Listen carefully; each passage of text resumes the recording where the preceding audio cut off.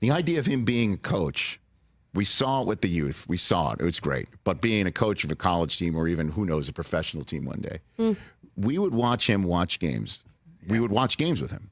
And when somebody made a dumb mistake, he would scream at the screen, cut him. Cut him. Cut him. Cut him. Cut him. Like, cut him. That's what he would scream. He would scream, cut him. And that he would basically say that he would be cut by the time he came back to the sideline if I was the coach. And so when I heard the idea, like he might actually start to go down the path of being a big time coach, I'm like, okay, I got to see how this works. So is it true you were the one who pushed him in this direction? At Constance? the NFL Network, actually. He had a shoot, and I stopped by, and he was, and you know how he operates. He said, listen, there's something I've been thinking about, but I have to bake my ideas before I bring them to you. Right. And with Shedeur leaving to go to college soon, I called my alma mater, and I spoke to the AD, and I sent them a letter, and I want to help them recruit. I said, why would you help someone else recruit? Like, you should just be a head coach. And he was like, what are you talking about? I said, why? Like, why not? And I, went through just my reasoning. And it was no different than when Strahan filled in for Regis and he came back to the dressing room and I said, this is what you're going to do. So with Coach, it was, this is what you're going to do.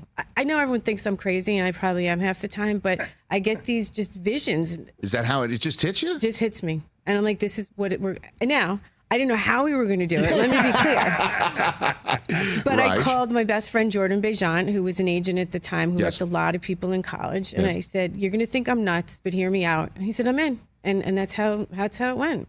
And then Deion, you didn't have to twist his arm at all? It took a minute, but, Right. Because you he knows this is serious business. serious business. I mean, I'm not saying that that's not what obviously he's into it. Right. He's doing it. But it still just does take a minute to have to steel yourself and also know that everything else that you are building for him as a brand might have to be put on the wayside. Right.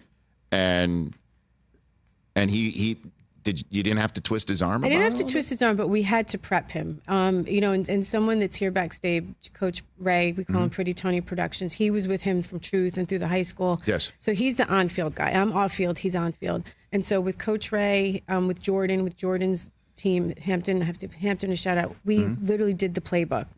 When you go through this process of the search firms and interviewing at schools, you literally are putting this like 200-page document together on how you would prepare and what you would do if you got the team, took it over as the head coach.